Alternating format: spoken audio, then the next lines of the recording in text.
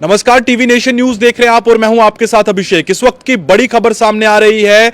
जो एक केस चल रहा था हाई कोर्ट में, जिसमें मैं आपको बता दूं सतीश टिक्कू वर्सेस बिट्टा कराटे का जो केस था, उस पर वो जो केस है अब उसकी जो सुनवाई है वो 10 मई तक टल चुकी है। आपको बता दें इसका कारण यह है कि जो जज है वो 2 दिनों की कैजुअल लीव पर है। बट आपको बता दें ये एक बहुत बड़ा केस है, क्योंकि बिट्टा कराटे खासतौर पर माना जाता है कि जो जेनोसाइड हुआ था उसका सबसे बड़ा चेहरा बिट्टा कराटे था, उसका सबसे बड़ा आरोपी जो था बिट्टा कराटे था। पर इस वक्त की बड़ी खबर यह है, जो केस है आपको बता दें इससे पहले 30 मार्च को इसके ऊपर सुनवाई हुई थी और आज इसके ऊपर एक और बार सुनवाई होनी थी, जिसमें अजय गुप्ता जो इसके जज थे, जो फर्स्ट एडिशनल डिस्ट्रिक्ट जज थे जिन्होंने इस पे हियरिंग करनी थी, वो अब 2 दिनों की कैजुअल लीव पर है, जिसकी वजह से ये केस जो है वो आगे डेफर्ड हो गया है। उसकी वजह से ये केस आगे चला गया है और इस वक्त की यही बड़ी खबर है, क्योंकि ये केस एक बड़ा केस था, क्योंकि जो कश्मीरी पंडितों का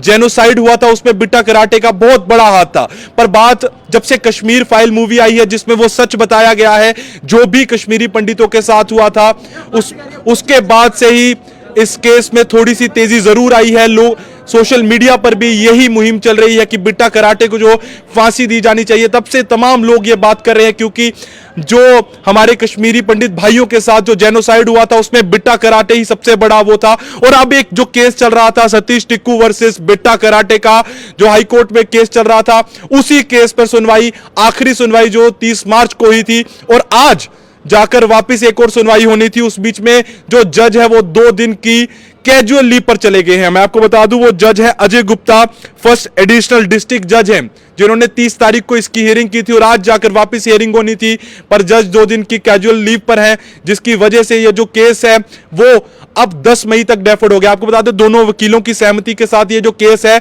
वो 10 मई तक को डेफर्ड हो गया। 10 मई को अब इस पे सुनवाई होगी।